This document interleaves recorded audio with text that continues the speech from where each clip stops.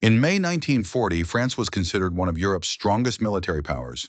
It boasted a sizable army, impregnable fortifications, and allies such as the United Kingdom. Yet in just 6 weeks, it fell to Nazi Germany. France had learned harsh lessons from World War I. Its fields had been ravaged and soldiers decimated in endless battles like Verdun. To avoid repeating such suffering, the nation invested enormous sums into massive defenses, the Maginot Line. This series of fortifications, constructed along the German border, was designed to halt any enemy attack. With reinforced concrete bunkers, heavy artillery, and anti-tank defenses, it appeared impenetrable. France also possessed a well-equipped and experienced army, along with a modern tank fleet that, in theory, was superior to Germany's. On paper, all pointed toward France being prepared to withstand any attack. While France and its allies relied on the superiority of their defenses, Germany devised a bold plan that defied all traditional military logic. General Erich von Manstein proposed a radical strategy.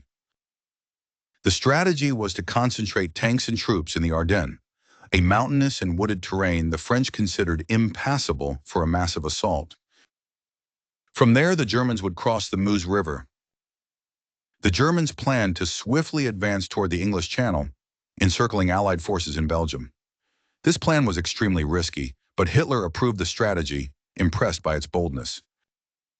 As the Germans advanced, the French made errors that sealed their fate. First, they utterly underestimated the Germans' ability to traverse the Ardennes. Despite intelligence reports warning of massive troop movements in the region, French generals dismissed them as impossible.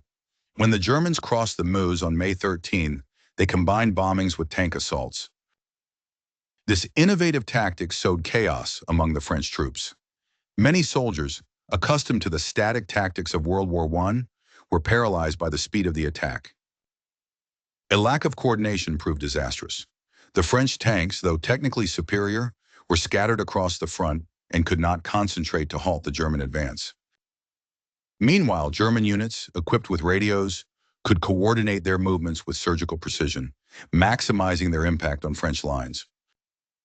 As the Germans advanced, a wave of panic swept among French troops and their leaders. On several occasions, unfounded rumors of German attacks caused entire divisions to abandon their positions. A notorious example occurred in Sedan, where mere rumors of German tanks led to the collapse of a complete division before they even arrived in the area. French Prime Minister Paul Reynaud described an atmosphere of total defeat. Arriving in Paris after the German advance, he found officials burning documents in the Foreign Ministry's garden. The lack of a backup strategy or coherent plan for a counterattack left France vulnerable. Politically, France was deeply divided, hindering quick decision-making. Internal tensions between conservative and progressive factions contributed to the sense of hopelessness that engulfed the country. German victory is often attributed to Blitzkrieg, a lightning war tactic based on speed and surprise, but in reality, the German success was not as invincible as often portrayed.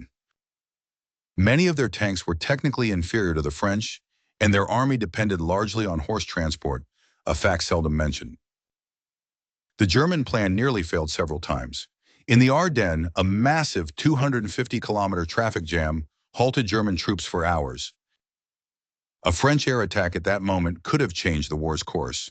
Yet the Allies did not seize this opportunity, allowing the Germans to continue their advance. Even when the Germans encircled Allied forces at Dunkirk, Hitler made a fatal mistake by halting his advance, giving the British time to evacuate over 300,000 soldiers.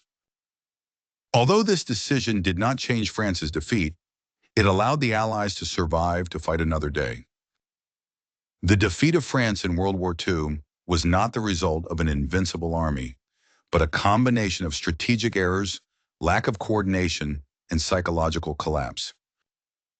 Had French leaders responded more swiftly or taken the warning signs seriously, the outcome might have been different. This story reminds us that even the greatest strengths can crumble under seemingly small yet crucial mistakes. Was France a victim of inevitable circumstances or its own failings? Share your opinion and subscribe to explore more surprising stories from World War II and beyond.